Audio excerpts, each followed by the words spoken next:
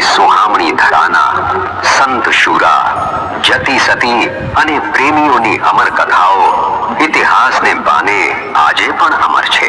શેણી અને વિજાણંદ, આણંદ અને દેવરો, પદ્માવતી અને માંગરાવાળો, એવી જ જીવી અને દેવલાની આ અમર પ્રેમ ગાથાને લોકો ક્યારેય નહીં ભૂલી શકે.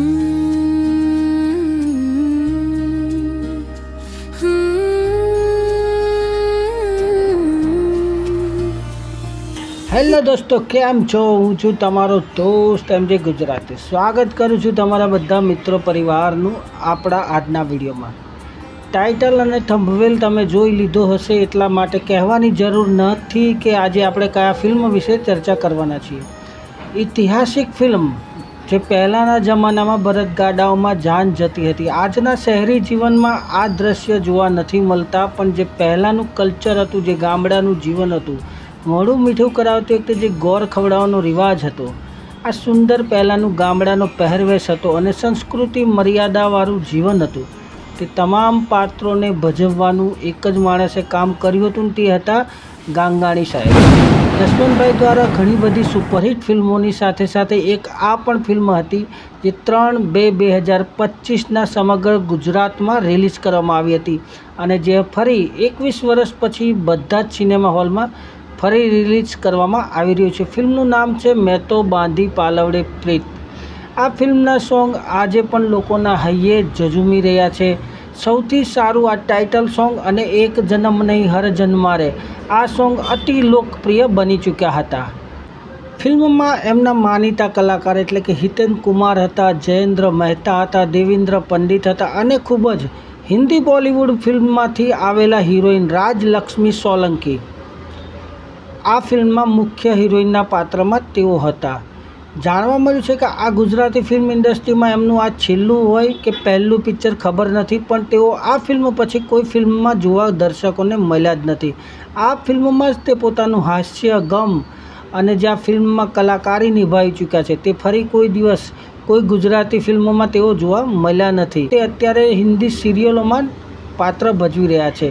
આ ફિલ્મમાં બીજા ઘણા બધા કલાકારોનો કાફલો હતો. સંગીત જોવા જઈએ તો ગૌરાંગ વ્યાસનું હતું, જે જાણીતું સંગીત છે, અને ફિલ્મનું લોકેશન વધારે પડતું હાલોલના લકી સ્ટુડિયોમાં કરવામાં આવ્યું હતું. આ ફિલ્મમાં જે કેમેરામેનનો ઉપયોગ છે તે બોમ્બે બોલિવૂડ ફિલ્મ ઇન્ડસ્ટ્રીમાંથી આવેલા કેમેરામેનનો ડોલ્બી ડિજિટલ તરીકે આ ફિલ્મમાં ઉપયોગ કરવામાં આવ્યો હતો. ફિલ્મ કહેવાય ને કે ઐતિહાસિક પ્રેમ કથાઓ ઉપર બનેલી હતી, જીવલી અને દેવલો. આ ફિલ્મની સ્ટોરી તો બધાને જ ખબર હશે, કારણ કે ફિલ્મ યુટ્યુબ ઉપર આવી ચૂકેલું છે, પહેલાં પણ રિલીઝ થઈ ચૂક્યું છે અને અત્યારે દરેક જગ્યાએ જોવા પણ મળી શકે છે. ફિલ્મમાં જે દિનેશ લાંબા કલાકાર છે, તેમની એક ઐતિહાસિક આ ફિલ્મમાં વિલનગીરી કરવામાં આવી છે. બહુ સરસ મજાનું પાત્ર તેમને વિલનનું આ ફિલ્મમાં બજાવવામાં આવ્યું હતું, જે ખૂબ જ સારું પણ લાગ્યું છે બધાને. કહેવાય છે કે સૌથી વધારે જો રોલ આ ફિલ્મમાં કોઈને ગમી ગયો હોય તો તે હતું એક્ટ્રેસ રાજલક્ષ્મીનો.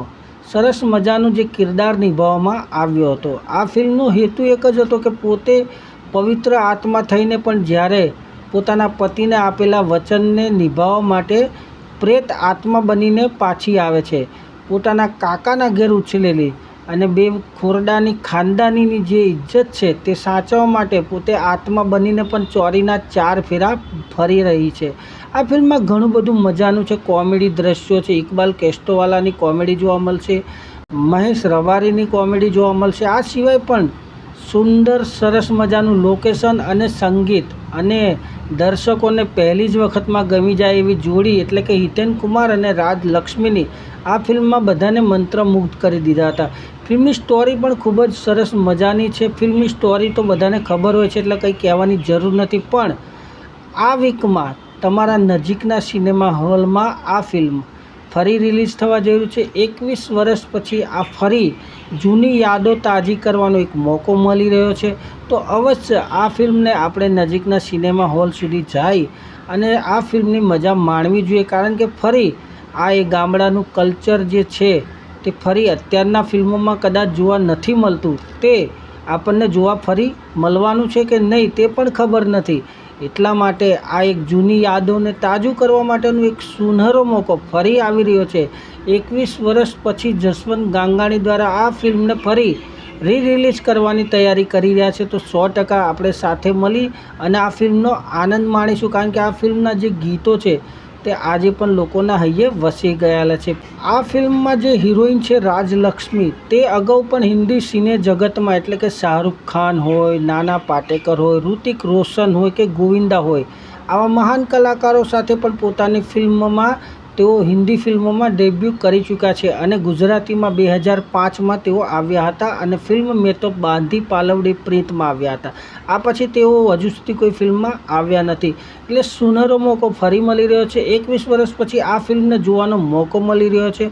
તો અવશ્ય નવા રંગ અને રૂપ સાથે આ ફિલ્મને જોવાનું ભૂલતા નહીં. ફરી મળીશું નવી જ અપડેટ સાથે. ત્યાં સુધી જય હિન્દ, જય ભારત.